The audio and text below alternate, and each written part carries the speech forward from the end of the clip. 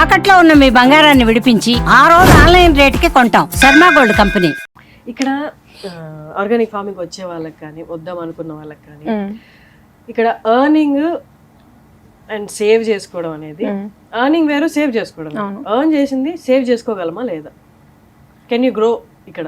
Yeah, but చాలా లేట్గా వస్తుంది. అంటే నేను ఎందుకు చెప్తున్నా అంటే, ఇప్పుడు నాకు ఎక్కువ రీచ్ ఉంది, నా సేల్స్ మేబీ వేరే వాళ్ళతో కంపేర్ చేసుకోలేరేమో. సో నా సేల్స్ డిఫరెంట్ కాబట్టి ఉంది, బట్ ఎక్కువ ఏం లేదు. ఇట్లా మేజర్ ప్రాఫిట్స్ ఇప్పుడు 10 lakhs టర్న్ ఓవర్ అయిపోతే 5 lakhs మిగిలిపోవడం అట్లా ఏం లేదు. అందరు చూస్తే రేట్లు ఎక్కువేమో అనిపిస్తుంది తప్ప మ్యాక్సిమం మాకు మేము పర్చేస్ చేసే ప్రైస్కి మా సేల్స్కి కంపేర్ చేస్తే 10 to 15% అయితే మిగులుతుంది. మీకు ఇంకా స్టోర్ ఎక్స్పాండ్ చేద్దాం అలా ఏం లేదా?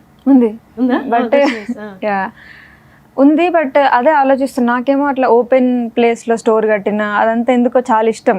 అది చాలా ప్రేమతో అది ఫస్ట్ స్టోర్ అనేది. అన్న అట్లనే పెట్టాలనుకుంటున్నా, బట్ అన్న అట్లా అంటే కూడా కుదరదు.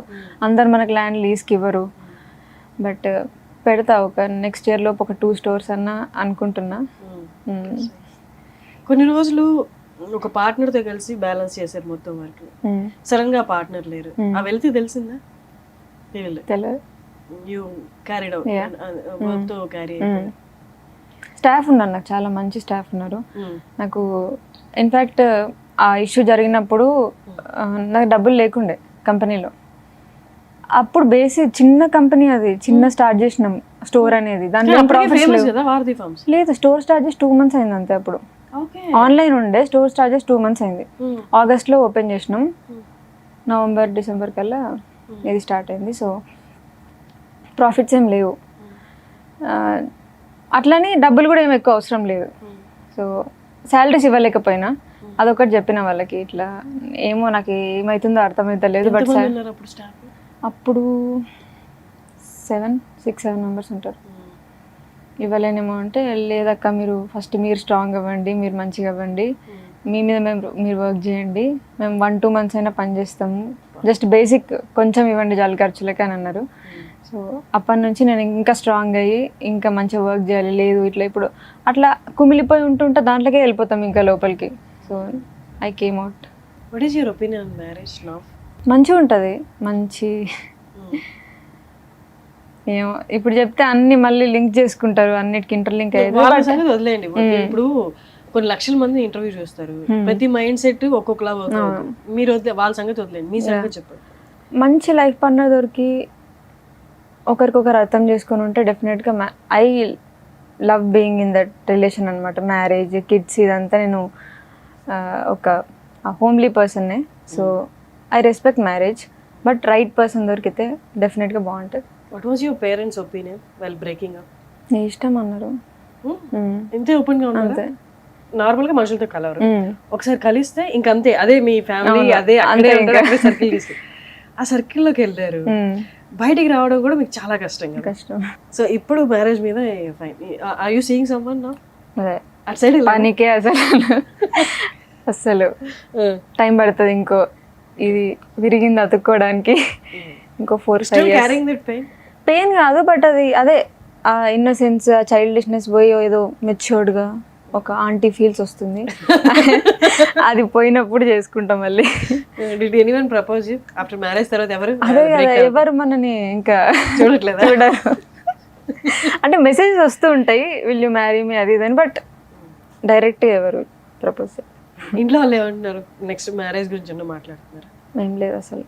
నేనైతే ఫస్ట్ నా ఫోకస్ వారధి పైనే ఉంది. దీన్ని ఇంకా డెవలప్ చేయాలి, మెల్లమెల్ల దీనిపైన ఫోకస్ చేయాలి అని.